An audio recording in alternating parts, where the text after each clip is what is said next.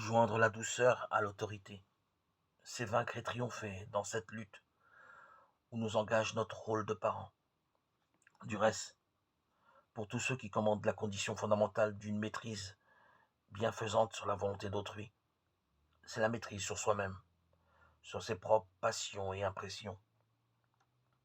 Une autorité, quelle qu'elle soit, n'est forte et respectée que lorsque les esprits des sujets la sentent dirigée dans ses mouvements par la raison, par la foi, par le sentiment du devoir.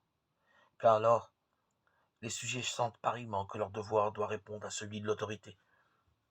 Si les ordres que nous donnons à nos enfants, si les réprimandes que nous leur adressons procèdent des impressions du moment, de mouvements d'impatience, d'imagination ou de sentiments aveugles ou irréfléchis, ces ordres ne pourront être qu'être la plupart du temps arbitraires, incohérents, peut-être même injustes et inopportuns. Aujourd'hui, nous serons pour ces pauvres petits d'une exigence déraisonnable, d'une sévérité inexorable. Demain, nous laisserons tout passer. Nous commencerons par leur refuser un rien et le moment d'après, fatigués de leurs pleurs ou de leurs bouderies, nous le leur accorderons avec des démonstrations de tendresse, pressés d'en finir une fois avec une scène qui nous irrite les nerfs.